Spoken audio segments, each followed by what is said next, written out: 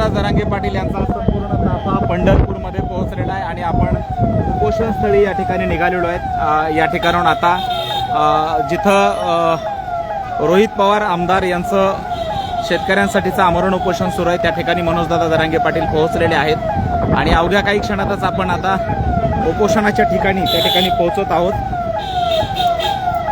ओए विशाल भैया, मी अलीकडे बसलेलो आहे।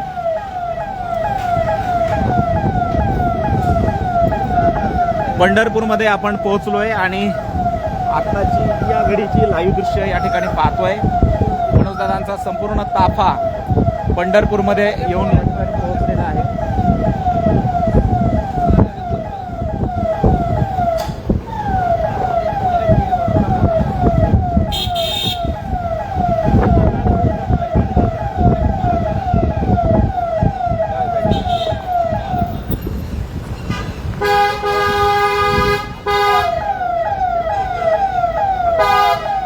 चला उपोषणाच्या ठिकाणी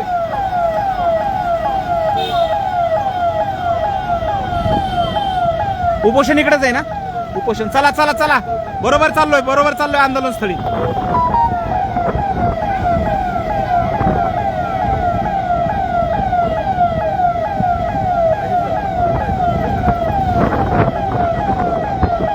चला आपली गाडी जाती गाडी आपली, चला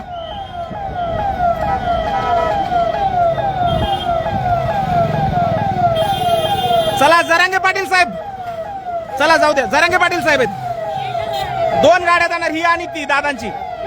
हा दोन गाड्या, चला हा दोन जाऊ द्या, ही जाऊ द्या।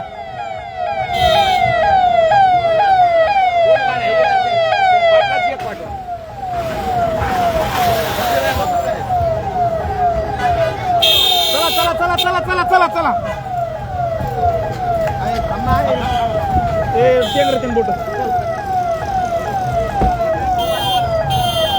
बोट उभा राहा।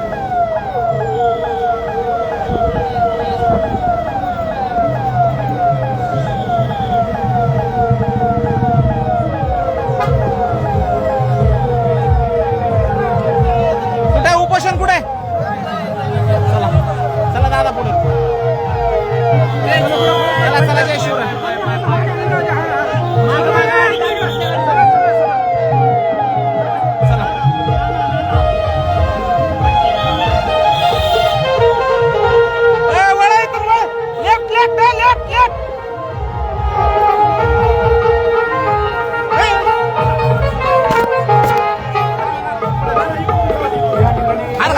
रस्ता कुठून आहे? रस्ता तिकडून आहे का साहेब?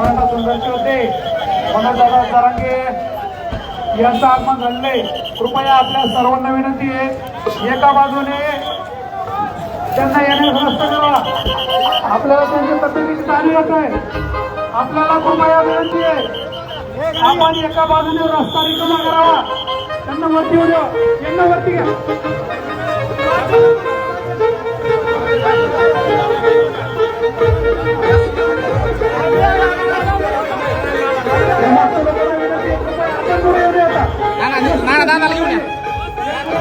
थांबलेल्या लोकांना विनंती, आपण पाठीमागे या लोकांना विनंती आहे, आपण इकडे या।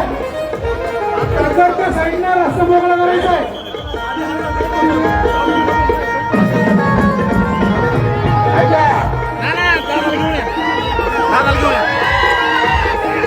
आपण पटापटा भेटून पुढे चालायचंय। आपल्याला दादाच्या तब्येतीची काळजी घ्यायची आहे, आपल्या सर्वांना विनंती आहे।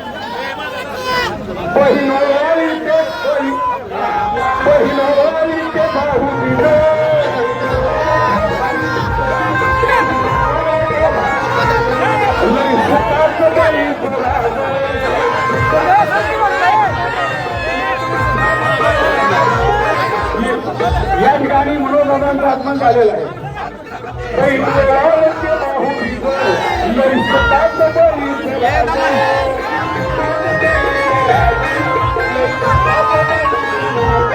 येला पेरा करून ग भाई, येला पेरा करून ग भाई, म्हणते येईल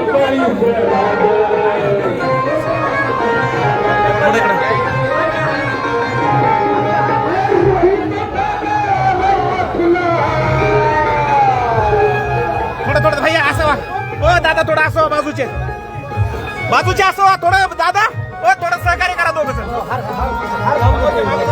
बोला छत्रपती शिवाजी महाराज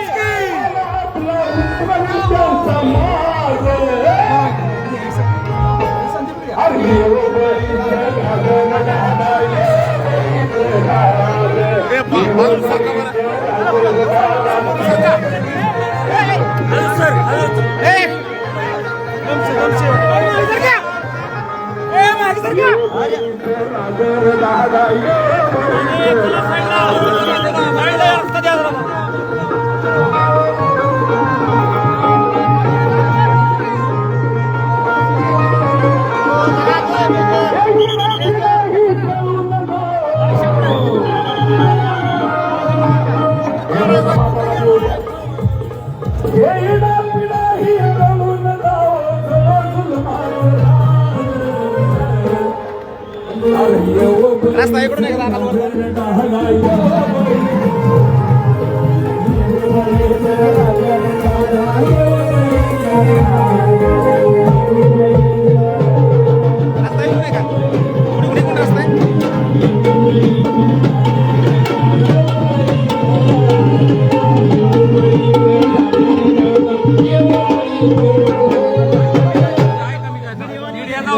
बाकी चला खाली खुडूसकर कुठे राजेंद्र सुरू सांगितलं पोडा सुरू करा या आंदोलनाला पाठिंबा म्हणून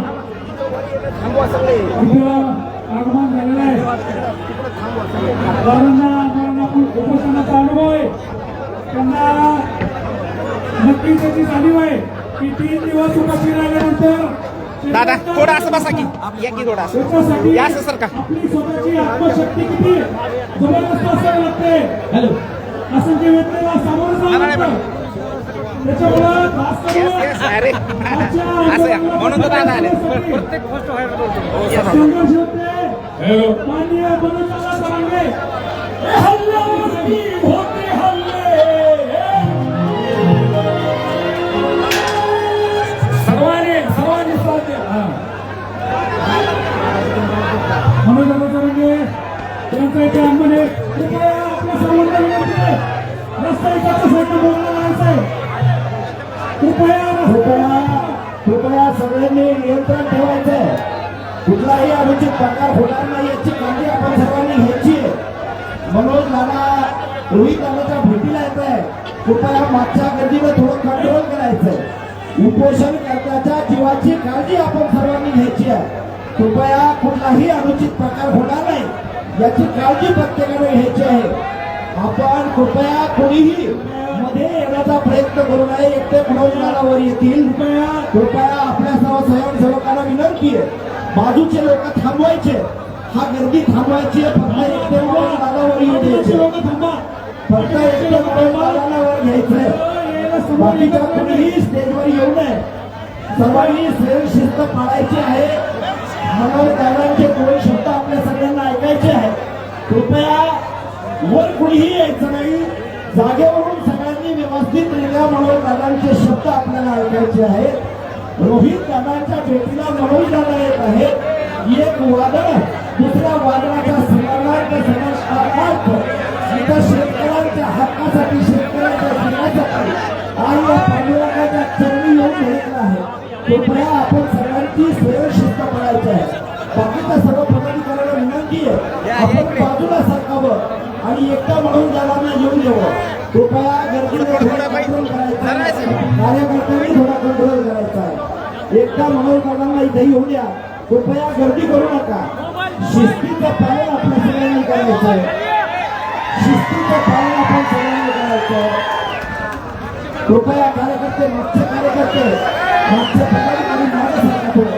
कृपया विनंती आहे आपण मागे सरका थोडे. एक मिनिट हो भाई नाही खाली उतरतो मी खाली उतरतो.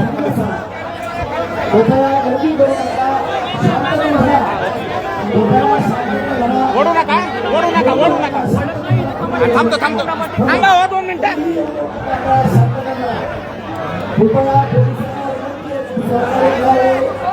आम्हाला स्टेजवर येण्यानंतर आता मला जाण्यानंतर कोणी जातोय.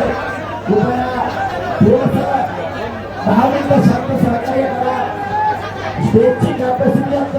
आहे. कृपया जास्त लोकांनी वर येऊ नये. थोडं सहकार्य करा. आपल्या सर्वांचे प्रतिनिधी म्हणून दादा इथे आलेले आहे. आपण सर्वांनी शांतता धरावी. आपल्या सगळ्यांचेच प्रतिनिधी आहेत मनोज दादा.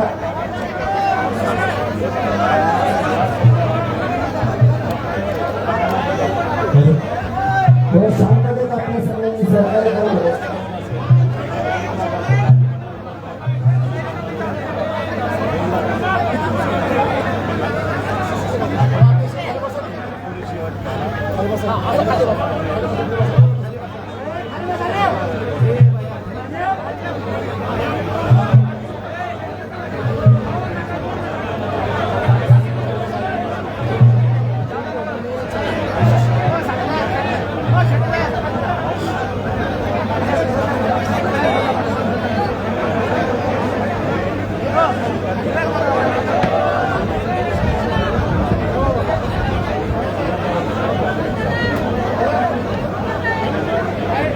हो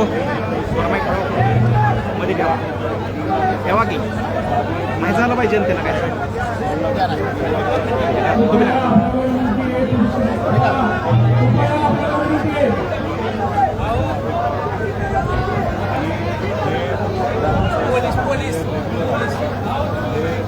कृपया सर्वांनी सहकार्य करा. म्हणून दादा तो GR वाचत आहे. कृपया शांतपणे सहकार्य करा. आपल्या सगळ्यांचेच प्रतिनिधी म्हणून दादावर आलेले आहे. कृपया शांतता व सहकार्य करा.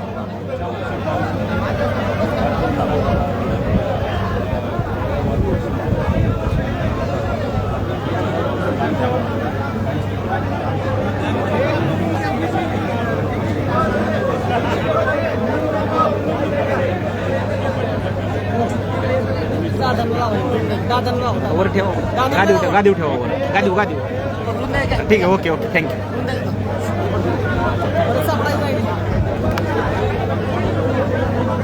काय बरं आहे साहेब.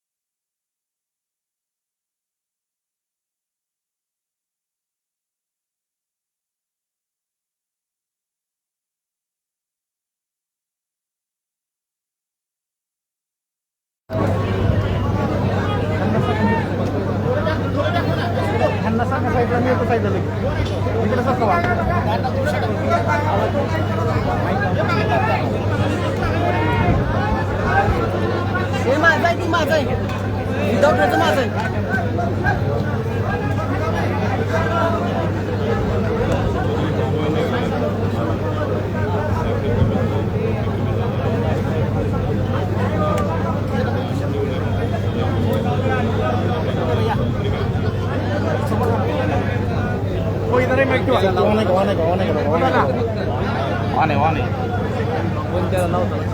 सिद्धू एका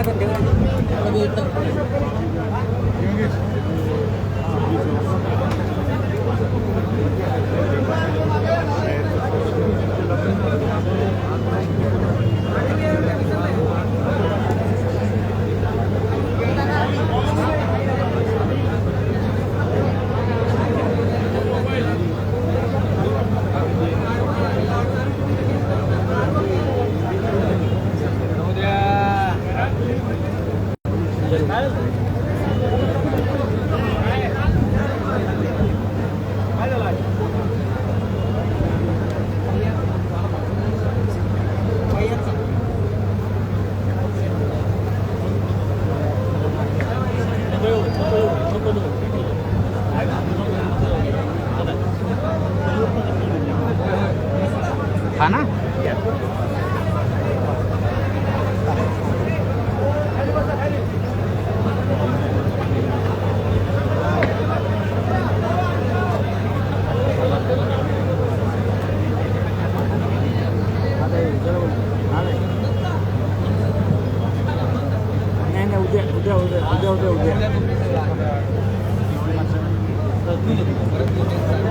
एक मिनिट थांबा थांबा. माझं थोडं बोलणं झालं आहे तुझ्या वेळेस टाईम देत मला उद्या जाऊन येतो मी सुद्धा जातो हो तुम्ही केव्हा इथे पोहोचताय आहे तुमचा चालू आहे तुमचा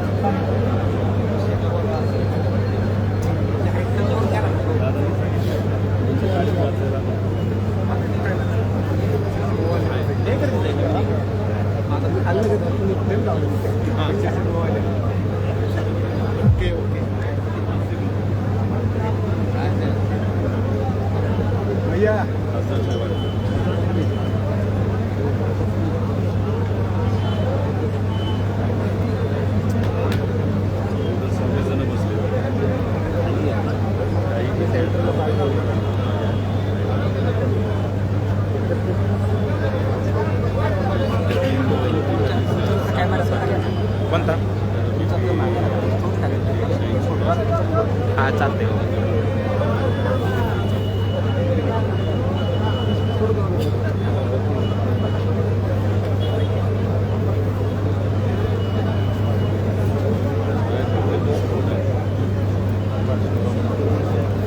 माईक लावलाय शिल्लक आहे का शिल्लक आहे का एक गेलो का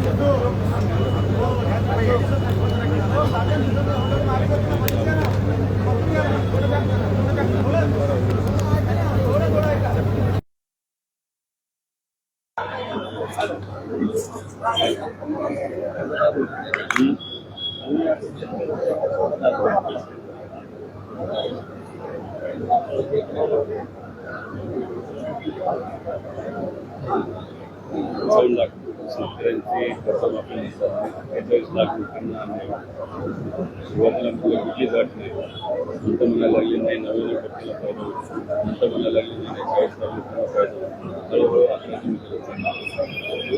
तुम्ही मान्य करत राहिले की या अटीमुळे नुकसान होईल.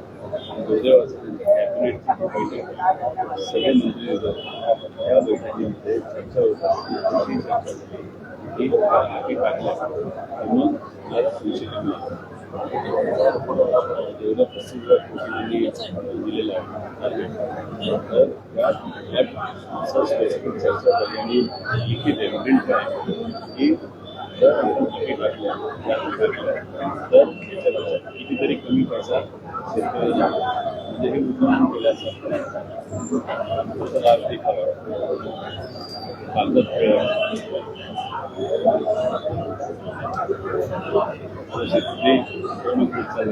विनंती केलेली आहे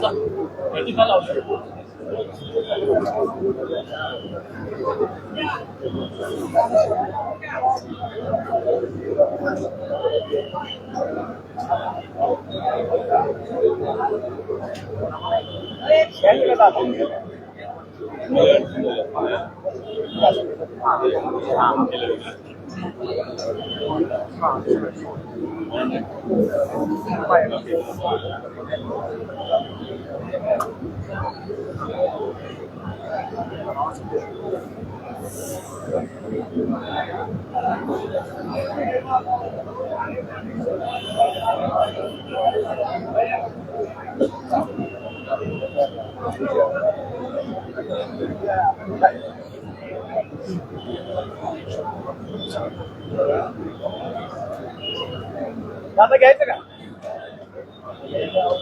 सकाळपासून तुमची वाट बघत थांबलोय. त्यांचं चालू आहे आमचं 3 दिवसापासून आम्ही त्यांच्यासोबत आहे. आता तुमचा जेवढा आवाज जाऊ दे मुख्यमंत्र्यांना म्हणजे आजच्या सुटून जाईल मागले मान्य होते राजेभाऊ समोर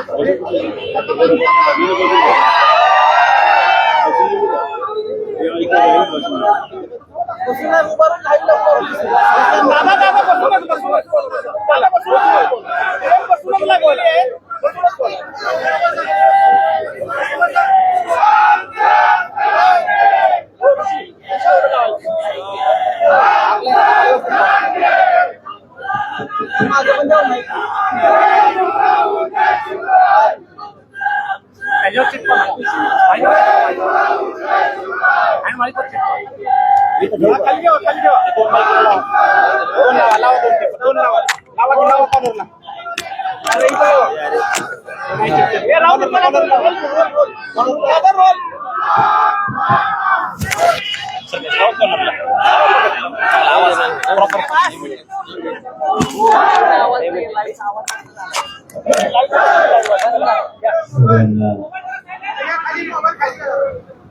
सगळ्यांना जय श्रीराम.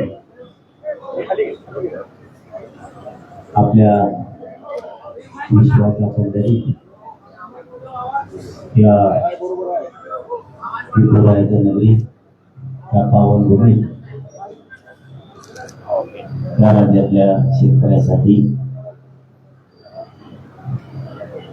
रोहितदादा पवार साहेबांनी उपोषण ठेवलं.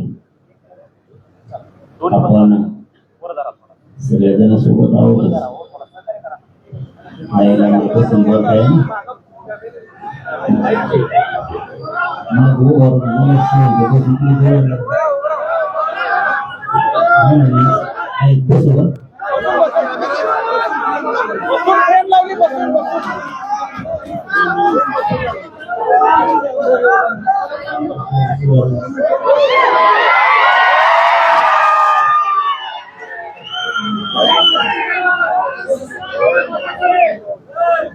हो नाना एवढे दोन माईक लावा. हो नाना माईक लावा की एवढे दोन लावा एवढे.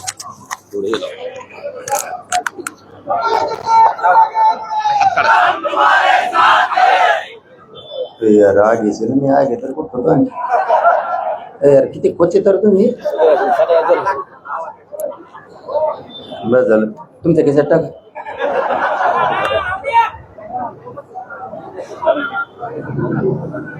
या देशातल्या या राज्यातल्या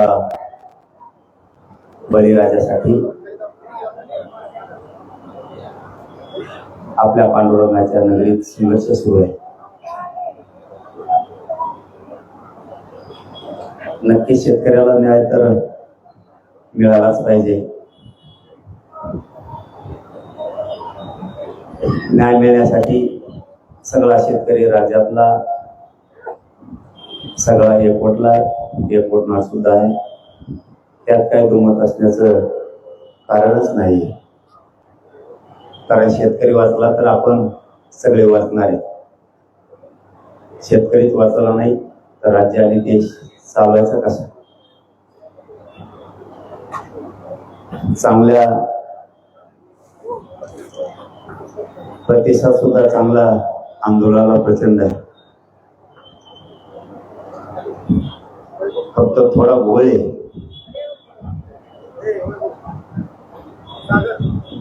तुम्ही कितीही पोटतिडकीनं केलं तरी लोक त्याला राजकारणच म्हणणार आहे. तुम्ही आमच्या पार्टीत या.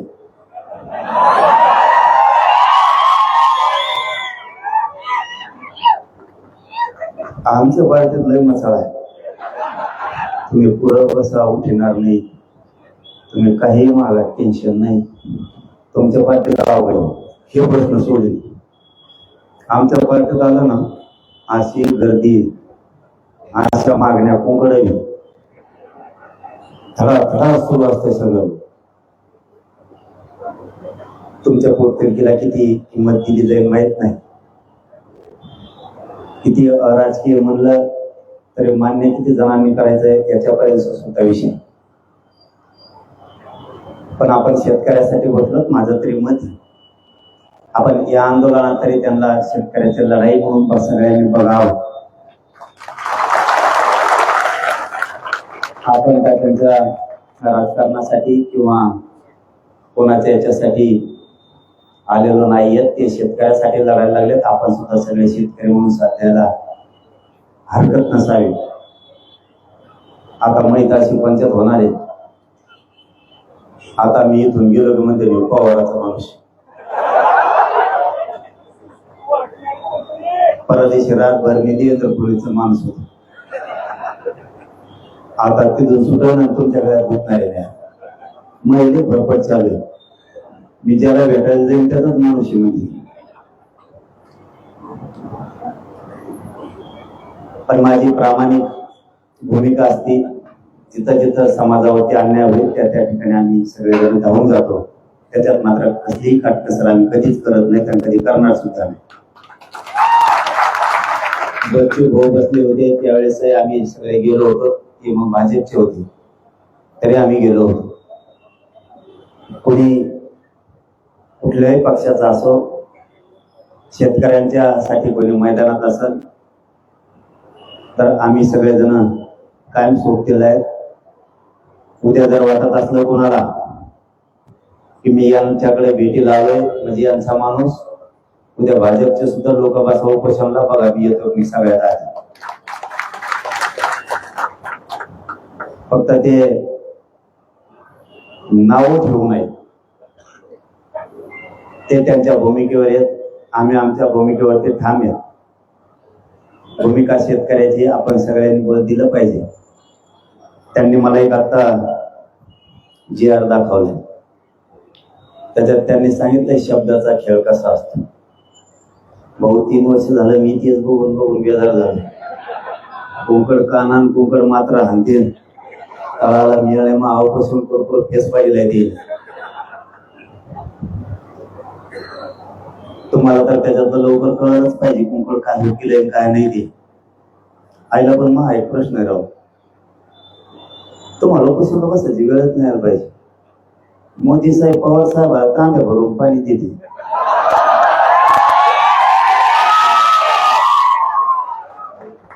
ते कोणत्या तरी टेबलवर आहे ना गिलास भरून पाणी दिले.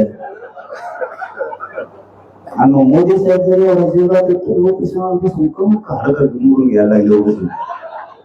पवार साहेब सांगा एक फोन फिरावं म्हणा तिकडं काय कसं काम घ्यायचं वगैरे शेतकऱ्याचं तरी कल्याण त्यांचं तर चांगलं आहेच ना.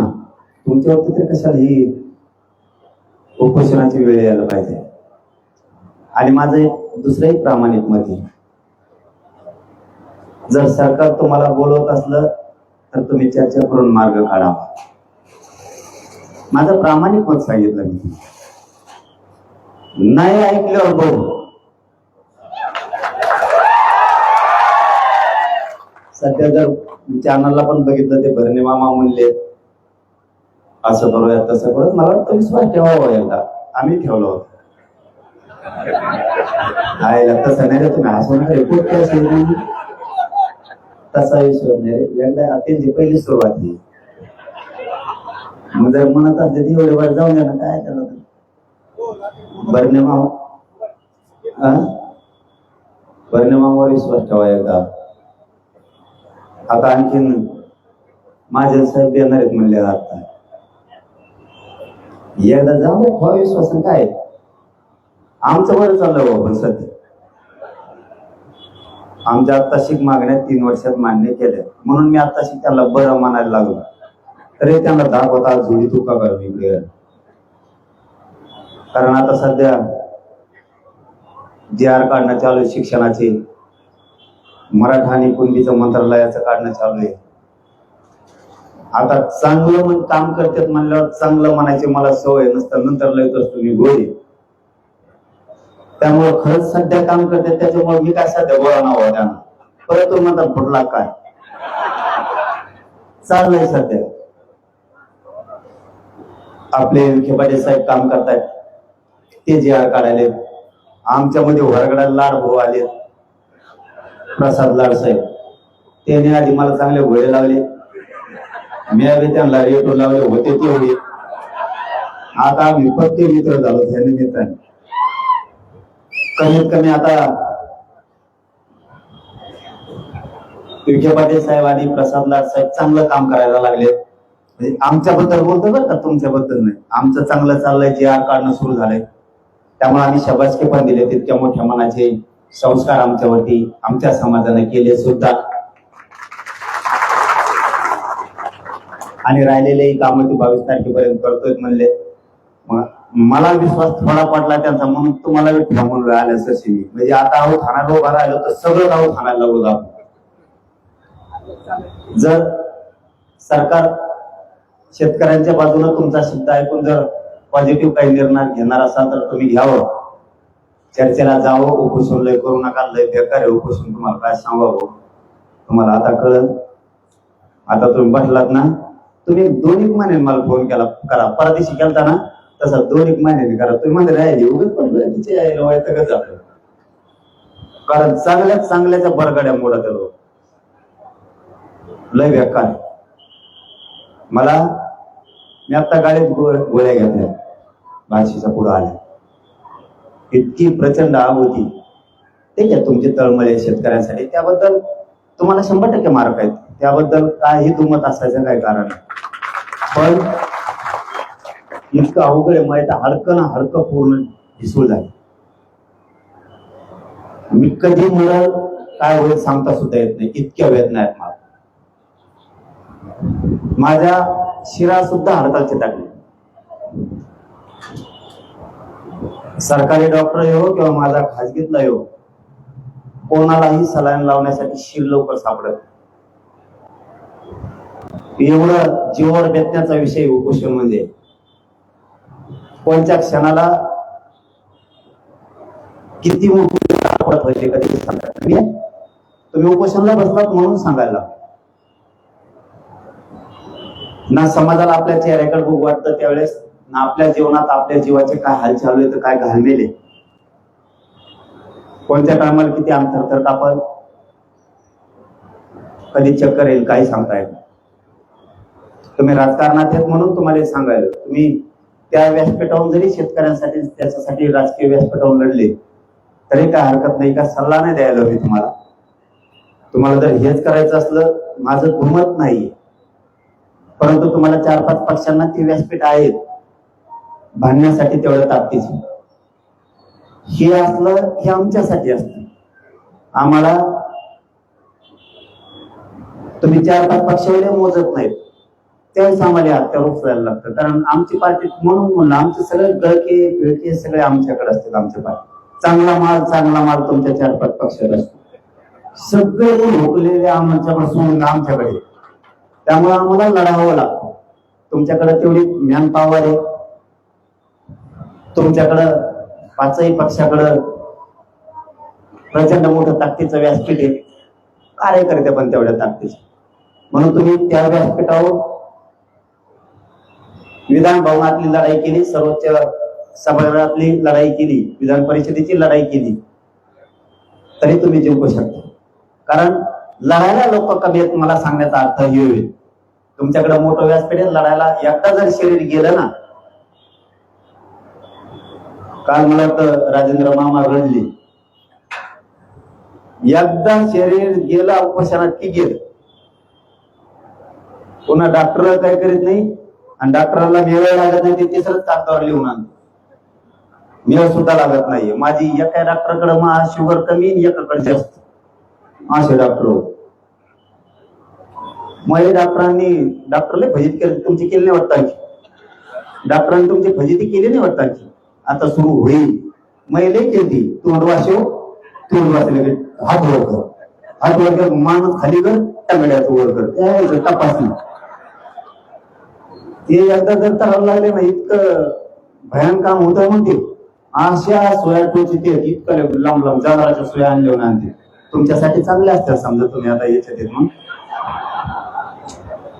आम्हाला खटके नाही गुटके नाही, काच कोण पैसे देऊ तुम्हाला. मागा पुढं बघून असं ना, अगोदर तुमच्या बोटावरच रक्त काढायचं म्हणलं, अगोदर उशी ते कापसाने चोळीत असते. आम्हाला बाजू धरती लगेच खापा आणलं, दुसरा जाणारा माणसं आणल्यावर. तुम्हाला एवढा त्रास नाही व्हायचा, ती बेजारी आमची.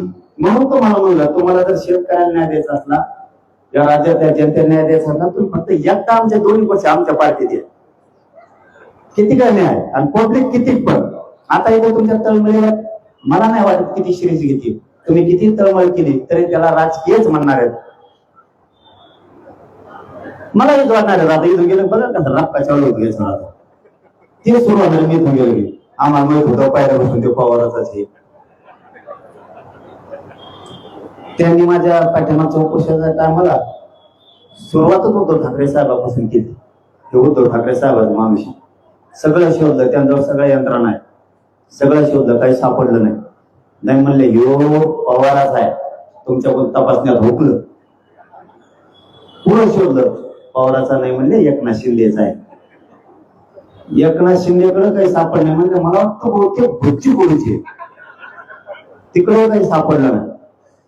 आता ह्या 2 महिन्यात मध्ये देवेंद्र फडणवीसचा माणूस इतके विचित्र आहे. यांनी मला 2 यासाठी बसवलंय. हे पैसे कुठून येतील, डिझेल कुठून टाकतो.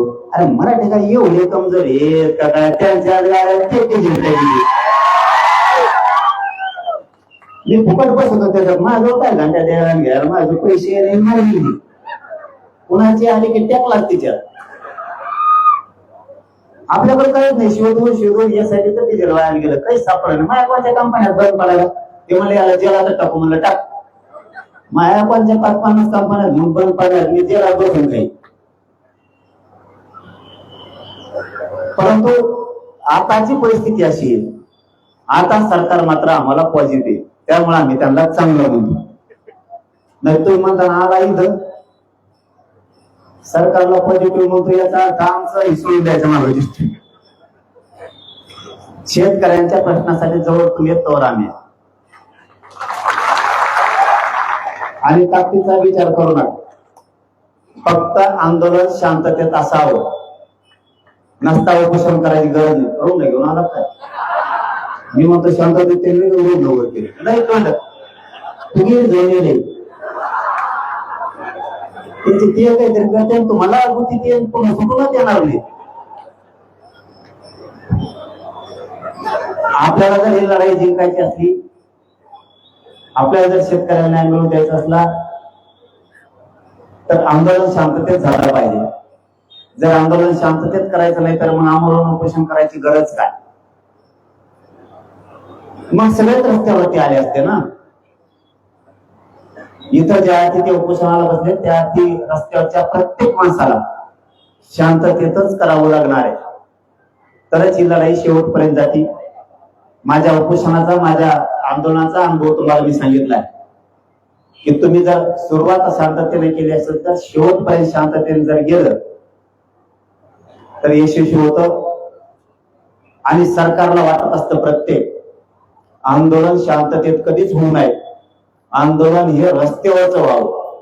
कोणत्याही सरकार असू द्या, म्हणजे यांचं असलं तरी बी आणि त्यांचं असलं तरी बी. आता त्यांचं जरी असलं तरी यांचं येणारच आहे, किंवा यांचं असलं तर त्यांचं येणारच आहे. कवा हेच आहे, आपण कवा कार्यकर्ते झेंडाच आहे आपला. आता टेन्शनच घेऊ नका तुम्ही. हे आले तरी ते येत, ते आले तरी हेच येत. फक्त जर तुम्ही शांततेत नाही केलं तर यांच्या पोटाची तळमळ शेतकऱ्यांची विषयीची आहे, तिला काही अर्थ राहत. म्हणून तुम्ही जे कुठलं आंदोलन करतात ते माझं तुम्हाला सगळ्याला हात जोडून सांगणं की शांततेत करा. आपण माझा विषय तर सांगण्याचा नाहीये, फक्त अनुभव म्हणून सांगतोय. जे 75 वर्षात मिळालं नाही ते फक्त शांततेच्या आंदोलनामुळे माझ्या समाजाच्या लेकराला मिळालं. फक्त शांतते. कुठे जर हात उचलला असता, कुठे जर दगड उचलला असता तर आज 3.5 कोटी समाज आरक्षणाकडे गेला नसता. तुम्हाला जर आता याचा शेतकरी मोठा करायचा आहे आणि त्यांनी जर आता पण मानलाय की 2 लाखापर्यंत शेतकऱ्यांची कर्जमाफी झाली पाहिजे, तर ह्यो पण यशस्वी करण्यासाठी सगळ्यात मोठा भार तुमच्या खांद्यावरती. तुम्हालाही संयमानं शांततेने न्यावा लागतो. कारण आपल्या आंदोलनात घुसताना आपल्या आणि दुसरे सुद्धा घुसलेले असतात. काम करताना तो शेतकऱ्यावरती माया दाखवतो, पण करताना त्याच्या डोक्यात आंदोलन उग्र करण्याचं सुद्धा असतं. त्यामुळे आपला फायदा उचलून समोरच्यानं उग्र करायचा प्रयत्न केला तर माणसं मात्र आपल्या गर्दीतले ओळखा की आंदोलन यशस्वी करायला आलेत का, आंदोलन उग्र करण्यासाठी आलेत. यावर तुम्हाला सगळ्यांना बारकाईने लक्ष ठेवावं लागतं. कारण गर्दी एकदा जर जमली तर गर्दीच्या ओघात सगळेजण भावनिक होते आणि आपण आसपासला लक्ष ठेवायचं बंद करतो आणि आपलं आंदोलन मोडून पडतो. जिथं शेतकरी आपल्याला ज्या टोकावरती न्यायचा, ज्या न्यायापर्यंत न्यायचा, आपण तिथपर्यंत त्याला कधीच नेऊ शकत नाही. आता या लढाई हातात घेतलीच तर तुम्ही ती संयमानं शांततेनं पार पाडण्यासाठी सगळ्यांनी सहकार्य करायचं.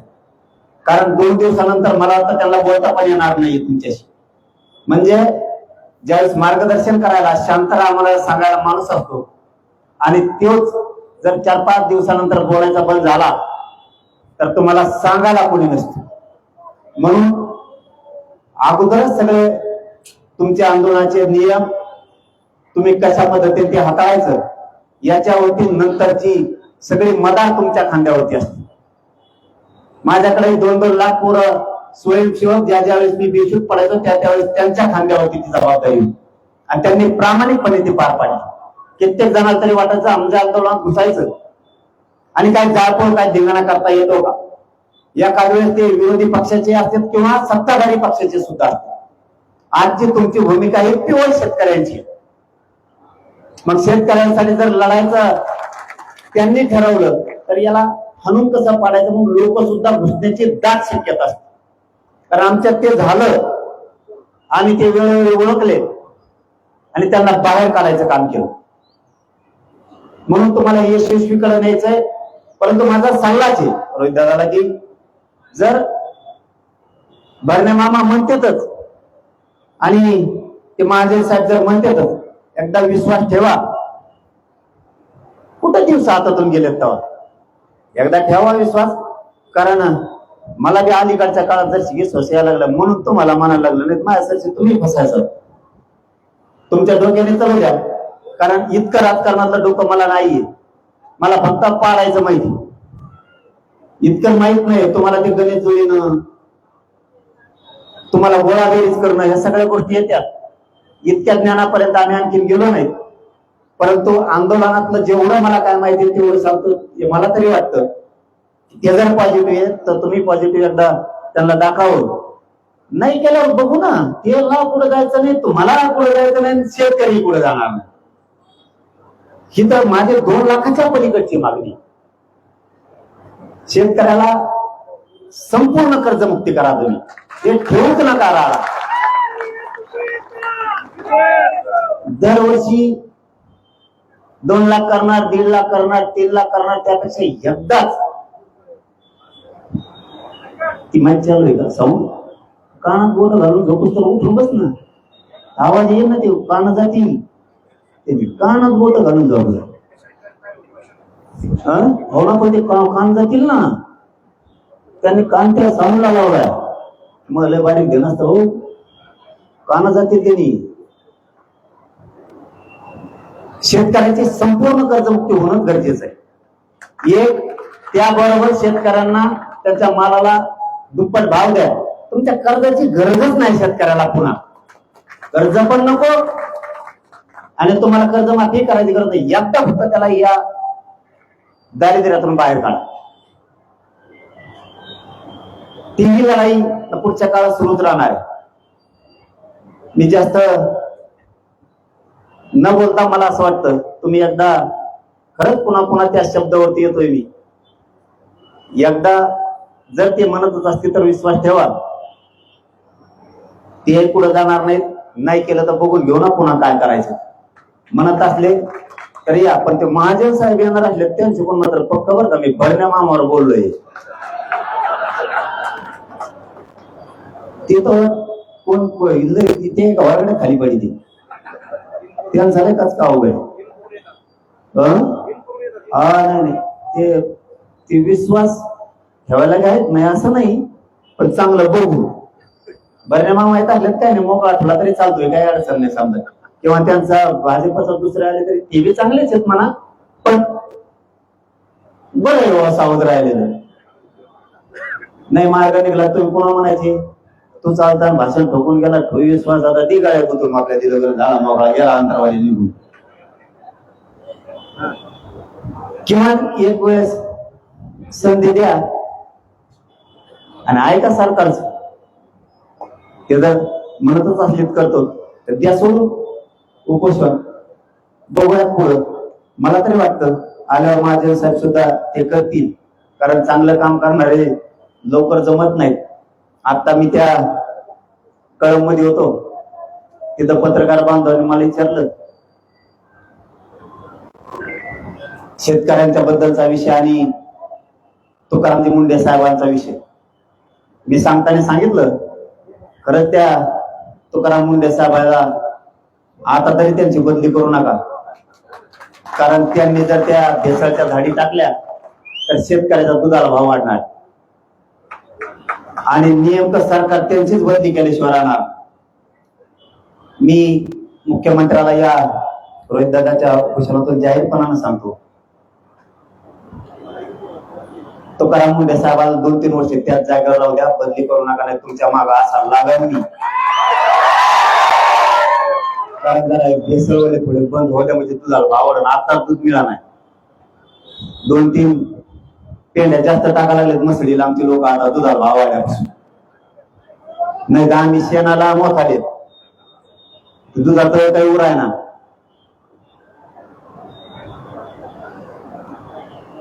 माझं या रोहितदादाच्या उपोषणाच्या बद्दलच पुन्हा जाताना एक मत आहे, सरकार पॉझिटिव्ह असेल तर विश्वास ठेवा, एकदा संधी द्या.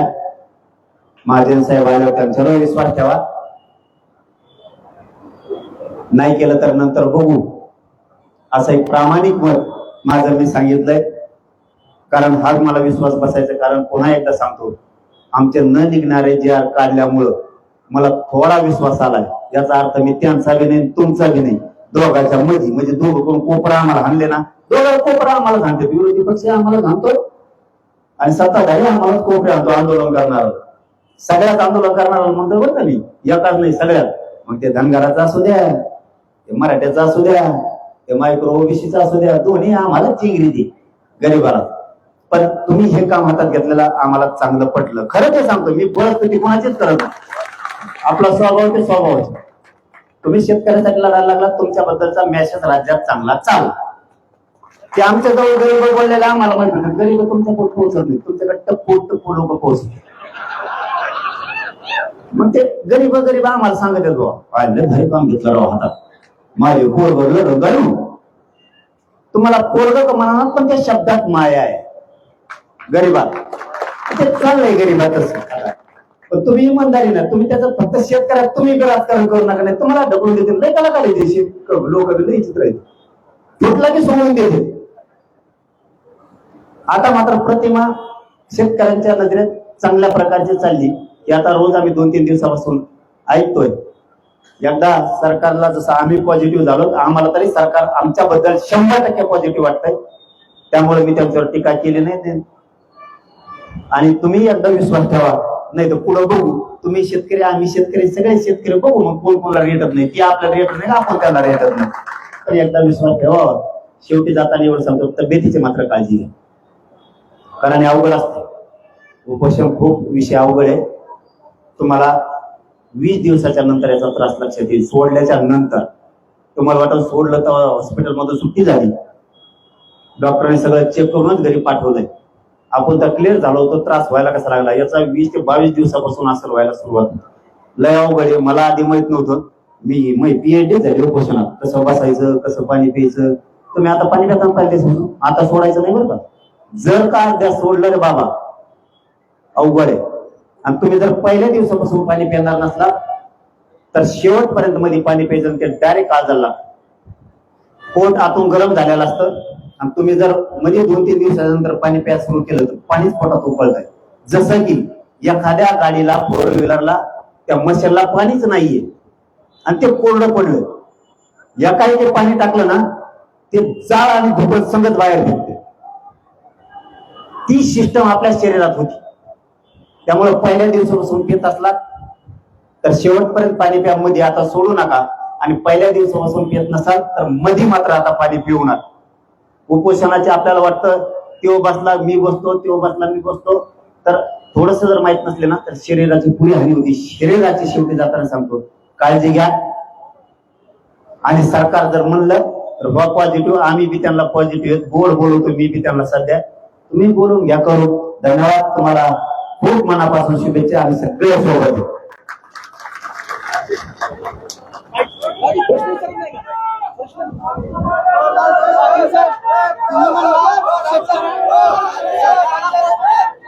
सरकारला पॉझिटिव्ह व्हा म्हणताय तुम्ही. शेतकरी दररोज आत्महत्या करतायत. 17 पासून आतापर्यंत अनेक कृषी कर्जमाफी झाली. सरकारवरती विश्वास ठेवून काम पाठीमागे द्यावे. शेतकरी नेते सगळे सरकारने संपवून टाकलेले आहेत. आणि आज जे कोण आंदोलन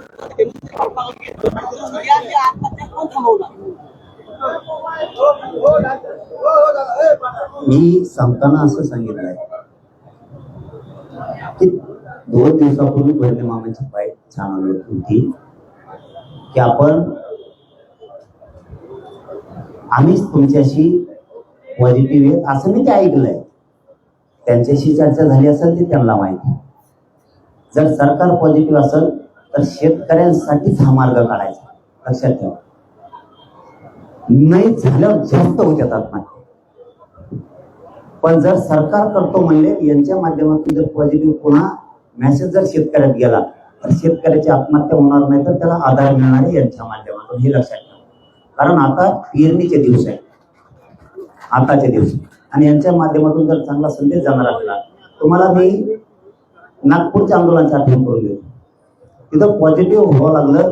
किमान 30 जूनला ते कर्जमाफी करतो म्हणले होते, किमान इथपर्यंत तरी आले. याच्यातल्या दुरुस्त्या जर त्यांच्या हाताने होणार असल्या आणि सरकार जर पॉझिटिव्ह असेल तर हे संदेश शेतकऱ्यात चांगला जातो. आत्महत्या वाढणार नाही तर कमी होतील की यांनी काहीतरी शेतकऱ्यासाठी केलं. मग शेतकऱ्याचे जे मंत्री आहेत ते रोज या कर्जमाफीच्या वरती टीका करतो. वडापाव आंदोलन करा किंवा यांना पोलीस बंदोबस्त द्या, एक घास खाऊ देऊ नका किंवा अशा टीका करते. त्याचा अर्थ काय होतो? स्टंटबाजी आहे आंदोलन असं जर मंत्री म्हणत असतील तर कसा विश्वास ठेवायचा? कोण मंत्री म्हणलाय? पालकमंत्री गोरे असतील, गोपीचंद पडळकर असतील, अनेक जण आहेत.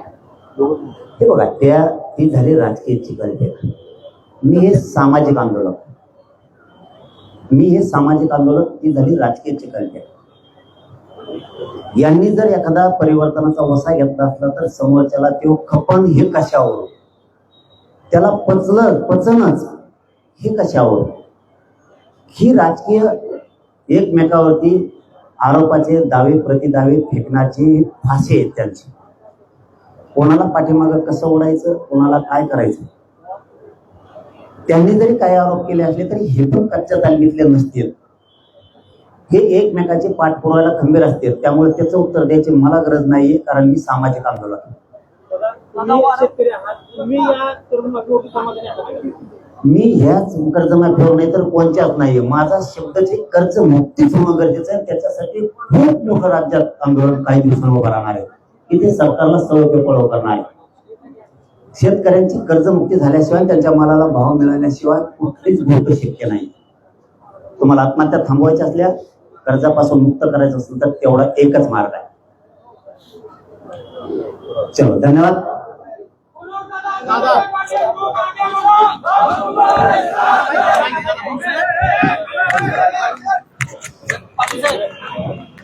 कोल्हे साहेबांची तुमचं कोणतं आहे? माझा मोठा मी नाही, अजून कुठे बारीक होता ती बारीक, ही एक आहे हो. आणि मॅक कुठे, अजून दोन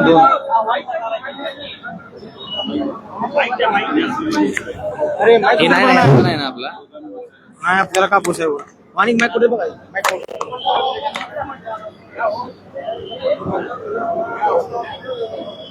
ज्यांनी या राज्यात आणि या देशात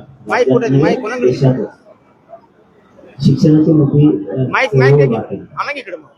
लावा ना जिथं, त्यांना ज्ञान ज्योती म्हणलं गेलं. लावा ऋषिकेश त्यांनी खऱ्या अर्थानं ज्या काळात शिक्षणाची एकच आहे खाली येत नाही आवाज. त्या काळात दगड चिखल अंगावरती घेऊन शिक्षणाचा प्रसार केला गेला. त्यांचे महात्मा ज्योतिराव फुले आणि सावित्रीबाई फुले यांच्या मालिकेवरती जे अडचण उभा राहिली मला ती माहीत पण नाही, मी समजून घेतो. परंतु सगळ्यांनी सपोर्ट केला पाहिजे या मताचा मी 100% हे विचार विचार या राज्यात या देशात फुटले पाहिजे. यासाठी सगळ्यांनी सपोर्ट करणं गरजेचं आहे, तो करावा. पण त्याच्याबद्दलची मी डिटेल माहिती मला माहित नाही, मी समजून घेईन. आणि त्याच्यावरती आणखीन काय जर आव्हान करायची गरज पडली किंवा आणखीन त्याला जे जे आवश्यक आहे ते मी सगळ्या समाजापुढे मांडायचा नक्की प्रयत्न करेन.